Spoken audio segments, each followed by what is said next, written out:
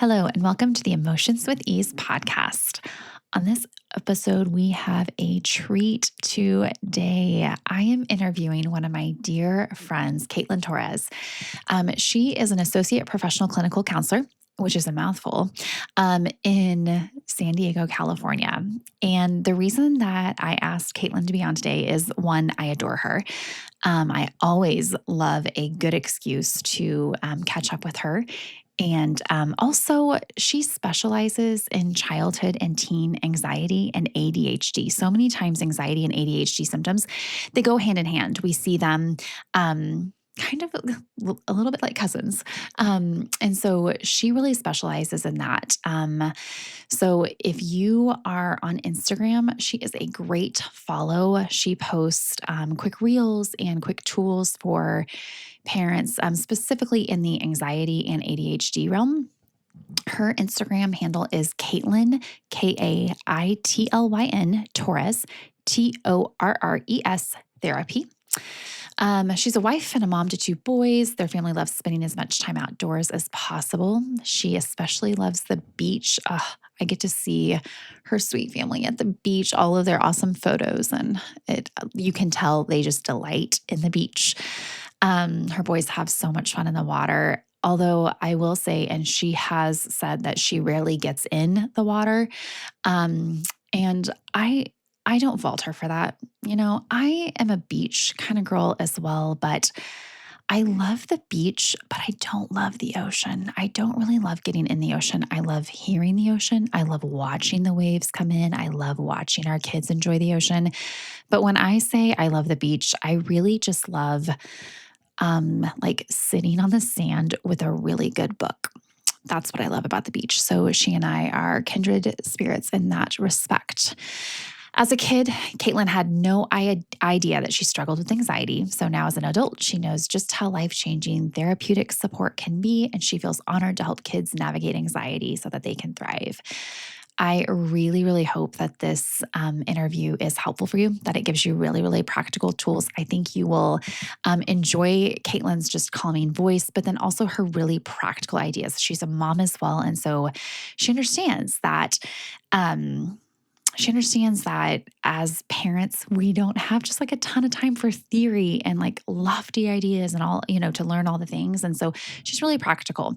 Also, in the interview, she mentions a book, but then we kind of get off track and then I forget to come back to it. So when she mentions a book, the book's title is Breaking Free from Childhood Anxiety and OCD by Eli Lebowitz. So I hope that is helpful. And I'm excited for you to listen to my sweet, dear friend, Kaitlyn. Kaitlyn, welcome to the Emotions with Ease podcast. We are so happy to have you. I'm so excited to be here. Thank you for asking me. Absolutely. Anytime. You are the official second interview. And you know what everyone says is like number two, like the second is the best, right? Exactly. Yes. Yeah. Our first guest interview was with Cambria. I don't know if you know Cambria Bratcher. Did you know her at North Point? I don't think so. Okay, she attends North Point, but she's a working genius consultant. And so she walked us through how to do working genius with our families. So it was so fun. So I'm super excited though about this one because we're going to dive into all things worry and anxiety, because really what I get to do with families is I work with families who get stuck in big behaviors or big emotions. And I would say, honestly, like 90% of the time, it's anxiety. A family will call me because their kiddo is stuck in worry or anxiety. So we're super excited to have you on here because you are one of the experts in the field. So we're grateful. We're going to dive right into it. Okay. Let's do it. All right. So I just want to know, the work that you've done with kids and families so far. What are some ways that anxiety shows up that might not be the ways that a parent might typically think of? Like we always think of like anxious, we might say like panic attacks, like that's a very real sign that like, hey, your kid is probably struggling with some anxiety, panic attacks, or that constant rumination maybe. where, the thoughts are just like on repeat all day long and they're constantly asking us questions and all the things. But what are some things that might kind of go under the radar from a parent's perspective that is a sign that their child might be struggling with anxiety, worry? Yeah. Well, I think when we think of anxiety and worry, we think about fear. And so we're anticipating our kids being like, I'm afraid of XYZ. And then it's like, oh, that's our signal that they have anxiety. But it's actually not that obvious. There's so many things that pop up that I think parents don't recognize, oh, this could be anxiety actually. And one of those is irritability. So, actually, a kid who's really anxious can be really irritable. They can be a little snappy, a little frustrated really easily, right? Their body's just under that tension and under that anxiety, and it shows up as irritability. Which, whenever I say that, I often have parents be like, oh, that makes sense why I'm irritated, right? It's like, that's just my anxiety under there. Right. Another one is avoidance. So when kids start to avoid things like, oh no, I don't want to go to soccer practice. I don't want to go to school. Or, oh no, actually, I'm not interested in that sport anymore. Sometimes that avoidance piece is a major part of anxiety. And then some of the physical symptoms, I think that may be more known now, but I know when I was a kid, like I was completely oblivious that this was anxiety, but headaches and like stomach aches or like muscle tension. So I have a lot of kids who will come in and be like, my stomach is hurting all the time. And then as I talk to the parents are like, there's literally nothing wrong. Like we've taken to them to the doctor, or, I sit with them. There's no fever, there's no virus, there's no cold. Like it can't be that there's something actually wrong. So some of those physical complaints are actually a component of anxiety that isn't maybe always as obvious. Yeah, that's really good. I was a public school teacher for several years, and we had students who we called frequent flyers to the nurse. And I didn't know back then what I know now. I wish I would have known that, like, oh, probably most of those kiddos who consistently are saying that they have a stomach ache, probably a lot of them, like, once we like ruled out that there isn't something physiological actually happening in their belly, that's probably some anxiousness. And so, yeah, I completely agree with that. I see that a lot. And it can be really frustrating for parents, right? Because, like you said, like they might even take their kids to the pediatrician, and the pediatrician is like, hey, there is not, your kid is totally healthy. Everything is fine. And then sometimes parents will be like, well, it's all in your head to the kid or whatever. Like, you're fine. You're totally fine. But the kid actually needs some tools, right? I think that is like what's confusing though, like partially with Mhm. anxiety is there is such a physical component to it, right? And so it's like, yes, it is anxiety, but there's this physical manifestation of it that feels uncomfortable. It's really uncomfortable. Yeah, for sure, for sure. Well, since you mentioned parents, let's talk about parents. Statistically speaking, usually a parent, like if a kiddo, struggles with anxiety, statistically speaking, the parent, one or both, might also struggle with anxiety. So, how might that, like a parent's anxiousness and worry, how might that be affecting the kiddo? Yeah. This one I could really go into this one, right? Because so many parents who had anxiety as a kid, depending on how their anxiety was treated as a kid, is going to influence how they react to their children. So, what I often see is an anxious parent will almost over accommodate sometimes their child's anxiety because the Mhm. parent knows what it's like to live a life unsupported with anxiety, right? So they don't want their child living the same childhood that they did. But then sometimes that comes up as an over accommodation where they're kind of helping their child avoid anxiety rather than learning to tolerate it. So I always try to help parents gauge like, if you do have anxiety or you did as a kid, how were you parented through that anxiety? Because it may be influencing how you view anxiety today. Because oftentimes, in the moment, it's natural, one, for your child to turn to you as the parent for support. And then it's natural for the parent to turn to the child and want to take away their discomfort. Like, Mhm. that is completely normal. But oftentimes we have to kind of unlearn that in a way as parents that we actually, our goal isn't to like get rid of their anxiety. It's not to get rid of the discomfort, completely eliminate it, but our goal is to help them manage it and increase their tolerance of the discomfort. So just being able to kind of recognize like what is their perspective on anxiety and how can we kind of adjust that as needed so that their kids can get the support they uniquely need, rather than Mhm. what the parent maybe needed as a kid. Yeah, I feel that personally, like so deeply, like when you were saying that, because I, for sure, as a child, like looking back, I had so much separation anxiety from my mom.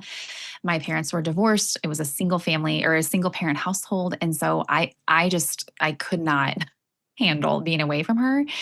And I can see that as a parent that like you do kind of when you have that background and that was a narrative in your childhood that it really does like a lot of things trigger you as a parent of like, oh my gosh, I have to come in and like that was awful for me as a kid and I want to save you from that. But to your point, like instead of like treating it like a hot potato, right? And getting rid of it, we really need to lean into it and give our kids the tools to, navigate it.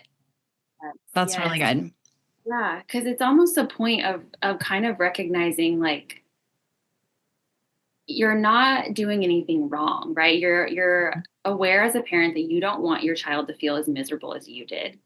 But then there's this second part of, okay, but you felt miserable in some way, and there probably wasn't the right support. Yeah. So now, as a parent, we're going to couple that reality that you don't want your child to feel miserable and now we're going to provide support for them. So their experience is going to be different from yours. Mhm. It's just a little bit of navigating how to respond to that. Yeah, that's really good. That's really, really good. So then let's talk about that. Let's talk about the ways that we can support our kiddo. So let's start with like a really quick strategy. I don't know if you have let me just give you an example. Let's say that the kiddo is in the moment, like just like spiraling. And also, would you be willing actually to describe what, like, maybe an anxious spiral might look like in a moment? And then we can talk about like a really quick strategy that a parent can use in that, during that. I call it an anxious spiral. I think everybody calls it something different. But why don't you kind of walk us through what that might look like and then what a parent can do, how they can support? Yeah. No, I think that's a great name, anxious spiral. It kind of gives you, in my mind, it gives me an image of like a tornado, Mhm. which is just chaos. But for every kid, it's a little bit different. So for some kids, when I think about anxiety and for them it shows up in avoidance, then I think about a kid who's like almost throwing a tantrum about having to leave and go to school or leave and go to practice or leave the house in some way. Or so for some kids, it can look like a giant meltdown where they're like screaming and crying and begging parents, no, don't go, don't make me go, don't do that. And then for other kids, it's a little more quiet, right? Like they kind of just freeze and shut down, and they they try really hard to just not engage, right? And they just completely shut down. They don't want to talk. They might leave the room. They might exit the conversation. So it's Mhm. still avoidance, but in a less in your face way. Yeah. So those are like some of the more obvious ones where avoidance is involved, and you can see kind of the big meltdown, or you can see the avoidance and like I'm going to withdraw myself from the situation completely. Yeah, that's really good. I just want to remind everybody that on one of the episodes that we've already talked about, we talked about the different brain states. And so, what you're describing right now is like some kids in an anxious spiral go to watchdog brain, right? They're like, that's that amped up energy. And other kids go to possum brain, and that's that freeze energy. And so, it is really, really important. We also, other people in the field might call it like externalizing behavior where you can see the behavior or internalizing behavior where it's the behavior that you can't see it because it's all like swirling inside, the kiddo. So I just want to name those things. You're doing a great job of like describing what it looks like. Because again, I think that so many times as parents, Anxiety can be really particular to the child. And so giving parents, language for like, oh, maybe what I thought was just a meltdown because they just weren't getting what they wanted is actually some anxiousness there. So, okay, sorry to interrupt you. Keep going. So, what's a strategy? Let's say we're in the moment and we let's say it's baseball practice and we know our kid loves baseball, like he has loved it every day of his life, and the coach is awesome, the team is awesome. Once he gets there, it's great. But you have seen, like, over the course of the last couple of weeks, there's been some like dragging of feet, like he's like, I don't really want to go. And then you get to the moment where it's time to go and he's like, I am not going. What's a strategy? Yes. Well, I just want to empathize with parents when they're in that situation because it feels so overwhelming and so impossible of like, how do I literally convince my kid to just get in the car or like another option of like get out of the car. It's so overwhelming. And oftentimes rather than, and I can give a strategy for in the moment, but oftentimes there's a lot of like pre-work. So if we know, okay, this is a situation that causes anxiety for my kid, I know it's coming. Usually I'm going to help parents kind of help them with skills before the big event. So some of those things that, and I could probably go off on so many tangents right now, but if we know that every Thursday night my kid is going to throw a fit, right, about baseball or whatever it may be, I'm usually going to try to, at a different time, understand why my kid is anxious about baseball. So rather than in the moment attempting to be like, just tell me why. I don't understand. Why are you so anxious? What's going on? Right. And just adding fuel to the fire. I'm probably going to, like, in my own mind, in the back of my mind, start observing, like, what is going on at baseball? Is there something going on at baseball? How does he interact with people? Did someone make fun of him? Like, I'm probably in the back of my mind going to start to question, like, why baseball all of a sudden. Mhm. And then also helping parents respond in the moment. So I'm really trying to focus on, okay, wait, the strategy's in the moment and not Yeah, like you're fine. primitive stuff. But in the moment, right? You don't want to add fuel to the fire. So if your child is having a big meltdown, watchdog state, right? Is that right? Brain state, watchdog Yeah. brain state. And you've probably shared this already, but if they're already that heightened, it's honestly so important for you to take a moment for yourself and to not add any heightened responses to that. So if your child's rolling on the floor and you start yelling or you start convincing or you start dragging, like, it's going to add fuel to the fire, which happens because when your kid is rolling on the floor, screaming and crying, not wanting to leave the house, it's extremely activating, right? And you are just like, what is going on? What do I do? Mhm. So first and foremost, just allowing a moment for yourself. Let me take a break. Like, let me pause and just take a breath and see, how do I actually want to respond in this moment. And then oftentimes just being calm, cool, collected with your kid. So if they're having this massive, massive meltdown, using strategies like verbalizing what you see, like, okay, whoa, like, I can tell you are so anxious or you're so overwhelmed, and you're throwing yourself on the floor, like, you must be so anxious. So you can verbalize how they're feeling. You can use gentle touch if they're up for it, just to kind of like calm their body back down. But really, in the moment, it isn't to fix the issue of something about baseball, right? In the moment when they're that heightened, really the focus is just, how do I sit here with my kid until we can calm down together? Because nothing productive is going to happen until they're back in that state.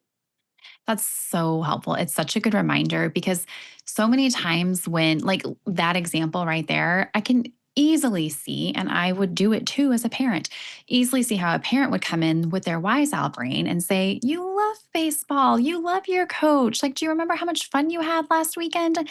And your kid in that moment cannot even hear that language. Like they are like stuck in a spiral. So I love that tool and that strategy of just like, hey, make sure that you are regulated first so that, that co-regulation can happen. It sounds sometimes I feel like, and I don't know if you have this experience like when you're working with parents, but sometimes when I say things like that, they like are like rolling their eyes like, well, it can't be that easy. And it's not easy in the moment, but it Right. is absolutely it's foundational. It's absolutely foundational because like you said, if you are heightened as the parent and you're like, we're going to be late, we got to get going, get in the car, we don't have time for this. If you are heightened, then their heart rate is matching your heart rate, their breath rate is matching your breath rate. And just like you said, nothing good is going to happen in that moment. No, it's so true because it seems too simple to just be like, I need you to pause and just take a breath first. And parents, they are just like, seriously, like just give me the strategy, right? Like give me exactly what to say, when to say it, how to say it. Mhm. And we get there eventually, right? Like, okay, this is what you say, but if you aren't in control of your own body, then the strategy isn't going to be effective. It's such a reality, right? Yes, it is. It's the reality. That is exactly right.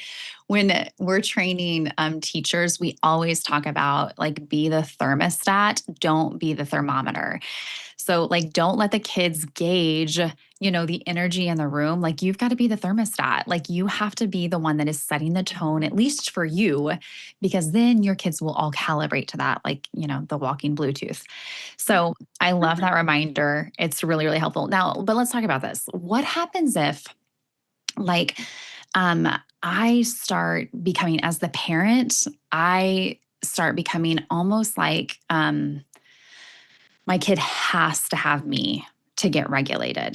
Do you know what I'm saying? Does that question make sense? Like how can I make sure that I'm helping my kid regulate while also making sure that they're not like solely dependent on me because there are going to be time like when they're at school or when they're at ball practice or whatever, I'm not always going to physically be right there with them. So how can I walk that line where I'm like teaching them, regulating them while also making sure that they don't become like completely dependent upon me, like I'm like their only anchor and I am their only tool to use.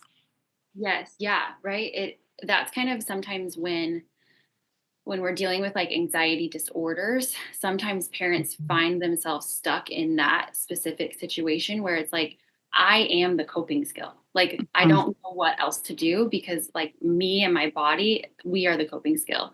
And so sometimes what happens is kids will avoid their anxiety by going to the parent.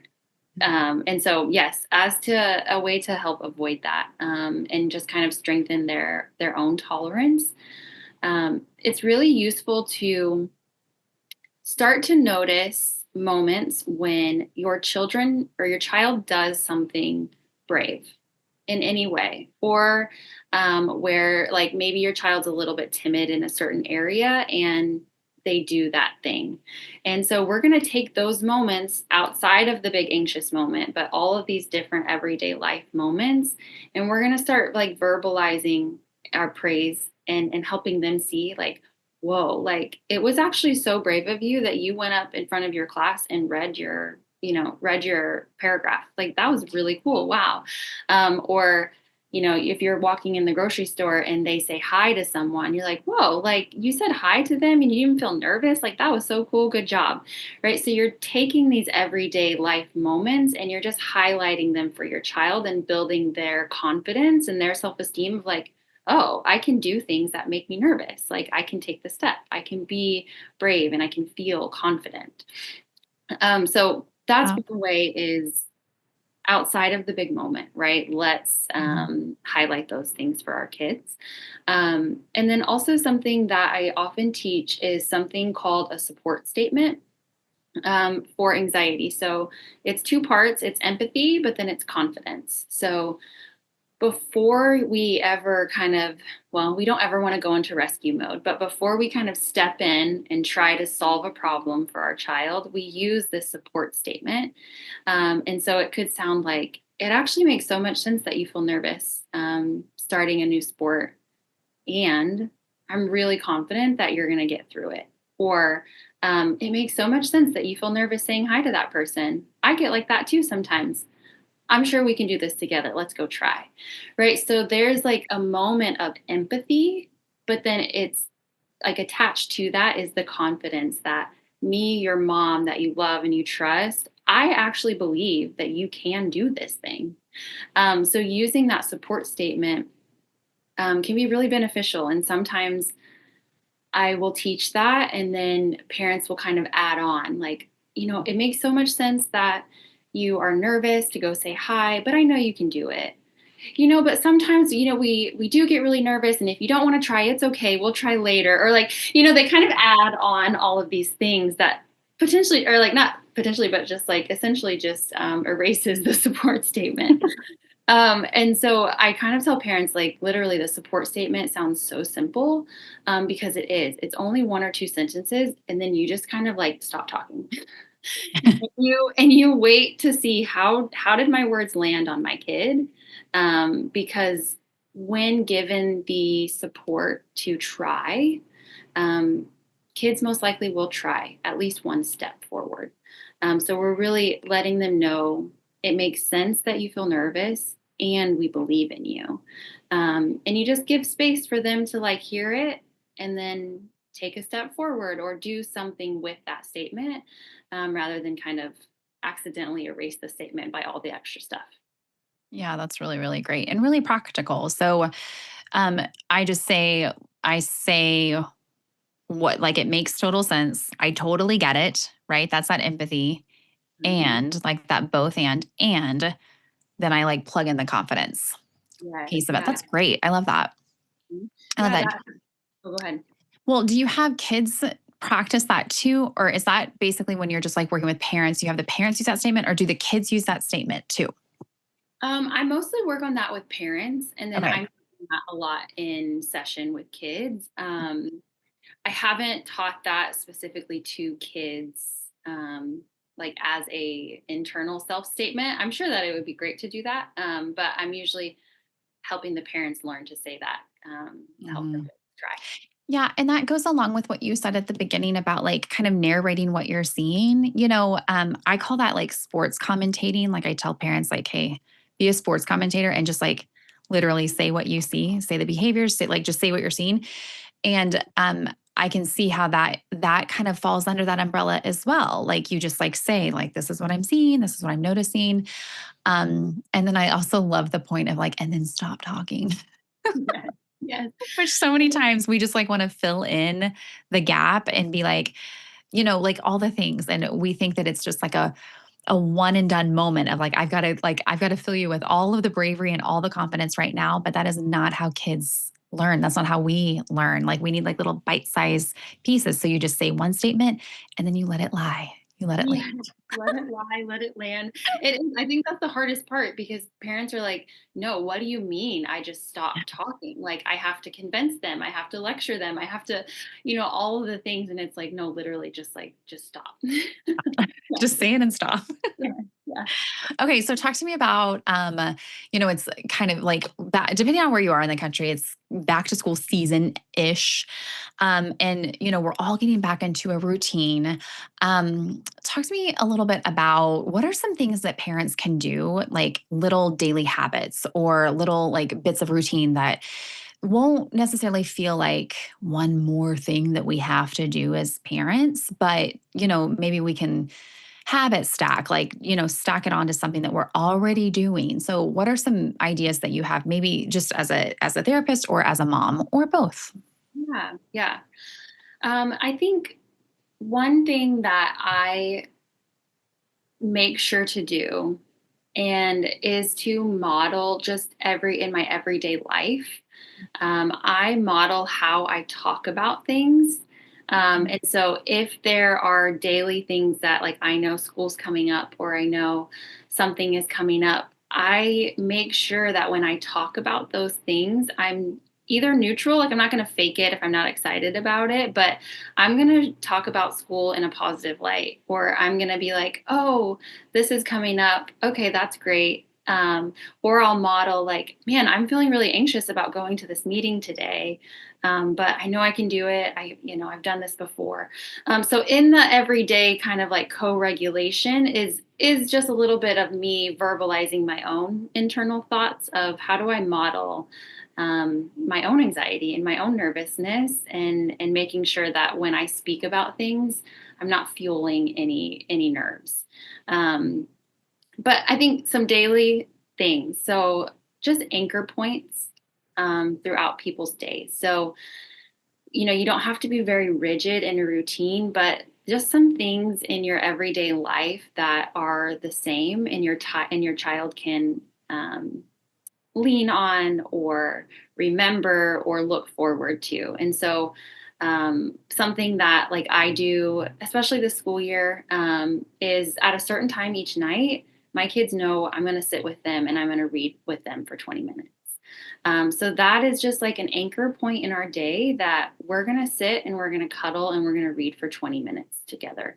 And that just connection point is really calming to your kid, right? You are becoming their consistent, safe space, which is going to help when they're out in the world and things are crazy. They know, well, at least at home, when I get home tonight, right? Like we're going to read together.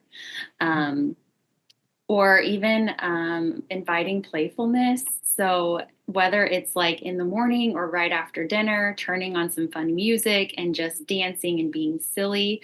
I've noticed like anxious kids have a hard time being silly. I don't know if you've seen that too, but silliness is really uncomfortable. So allowing silliness to just be a part of your day is going to lower everyone's stress levels, but it's also going to just give them a moment of like, this is fun. This is cool. I'm not anxious. Everything's okay right now. Yeah. It's funny, not until you said that, but now that I'm thinking about it, it makes sense that kids who struggle with anxiety or worried behavior, silliness and playfulness, those are like typically kiddos want control, right? Like we really like the rigidity of, Mm. I know what's going to happen. Um, I like no surprises, right? But by definition, silliness and playfulness have like it's an energy that is not there. It doesn't have a container. It doesn't have a nice, neat container, right? You never really know what's going to happen with playfulness and silliness. So that makes complete sense. And I bet that as we're talking, there are going to be moms out there that are listening and are like, oh my gosh, yes. Like, my sweet little one who struggles with anxiety does not ever want to play around. It doesn't, everything is very, very serious. Yes. Yes. They're just kind of tense and rigid. Yes.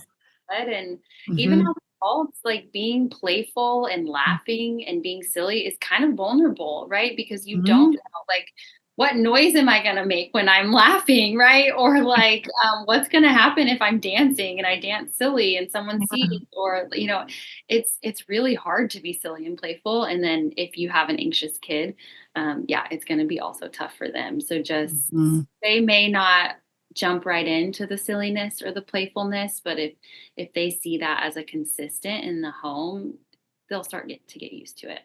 Yeah, I love that. I love that. Those are really simple strategies to like break into your day. That is awesome. Okay, so we're gonna wrap it up. Okay, so we've really covered a lot. I feel like we covered a lot of highlights. And my goal for all of these episodes is that it's just really practical and really helpful for parents. I'm going to throw one at you that I didn't tell you that I was going to throw at you, but if you could say like, other than co-regulation, okay, other than like making sure that you yourself are, in a regulated state, right? Do you have any other go-to tool that is like the tool that you say, or maybe it's a book or like a podcast or something that you're like, hey, listen, any parent that comes through my doors, we talk about this. Do you have anything like that? And if it is co-regulation, that's completely fine because it is foundational. Right. No, honestly, I'll give you the book too, but I talk to parents a lot about their views on anxiety, Okay. and helping parents learn, one, yes, tolerate their own anxiety, but learn to tolerate seeing their own child's anxiety, because that's actually really difficult. And so it is a lot of helping parents understand their views towards anxiety and how to start to believe that the goal is not to eliminate anxiety. My child feeling uncomfortable is not damaging them. My job is to help them learn to tolerate that discomfort in manageable steps, right? So if I have a kid come in who's terrified of dogs, I'm not going to bring a dog in and be like, here you go, get over it, right? Right. Right. So that would be a little bit too much, right? But understanding that, like, okay, they're afraid of dogs. That doesn't mean we avoid dogs for the rest of our life. They're afraid of dogs. So we're going to look at pictures of dogs, right? Mhm. And we're going to learn and see that is still uncomfortable for them, but it's manageable and I can handle that. They can handle it. I can handle it. We're going to be okay. So it's just a lot of kind of parent work of their views towards anxiety and how it makes them feel when their child's uncomfortable. Yeah, that's really, really good. It's really helpful. Okay, the final two questions that I have for you. Okay.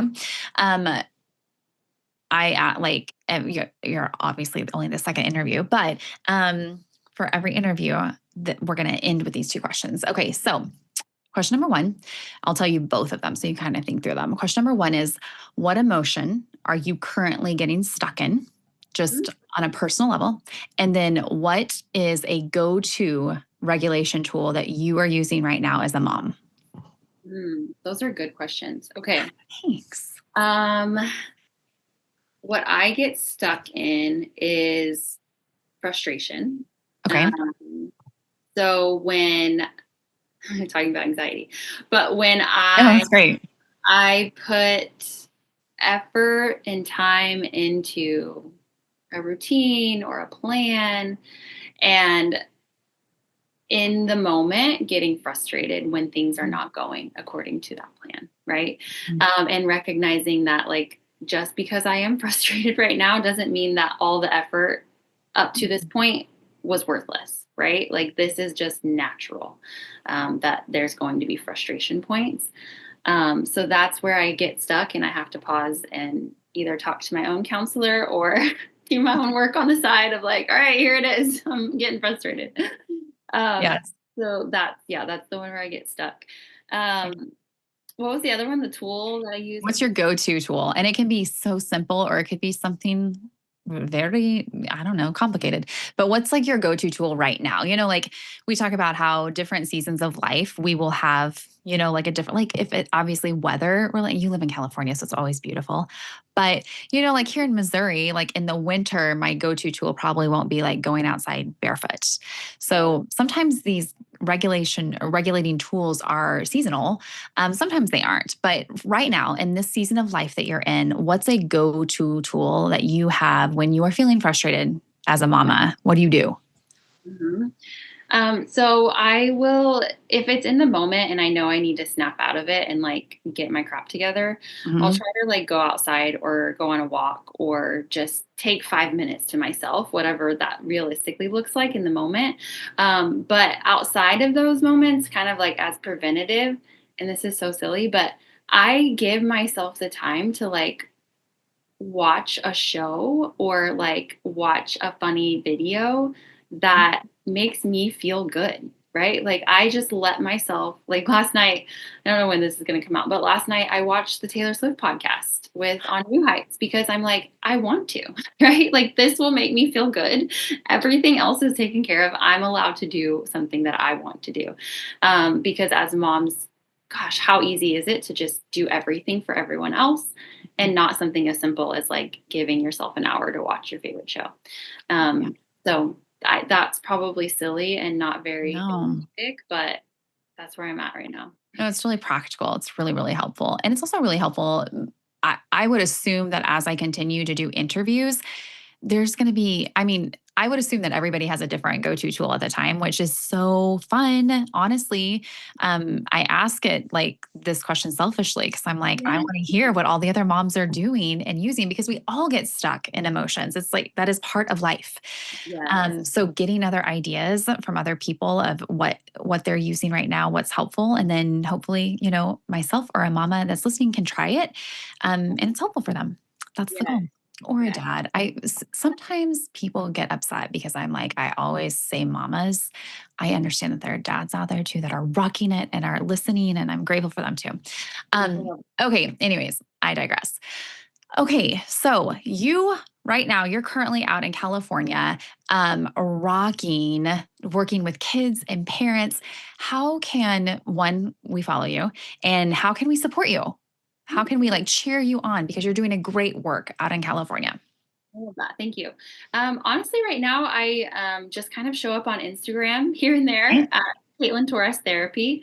And over the next few months, next year, I'll be doing more group work, but it'll probably be more like California based group work. So I think right now, just, yeah, Instagram. Come on there. I love connecting with people and just creating a little community there is so fun. So I would love to see everyone there. I love that. I love that so much. We're really grateful. Okay, is there anything else that we did not get to and you're like, man, I feel like I need to shout this from the rooftops? Oh man. I think just like kind of just that reminder, like our goal, we're not trying to eliminate anxiety. Like it's not going to go away. Our goal is to help our children tolerate it, which does not sound great sometimes because parents are like, but anxiety sucks and I don't want them to feel that way. But we're helping them tolerate it so that it doesn't suck forever. I love that. I love that so much. Thank you so much for being on the podcast. We really appreciate it.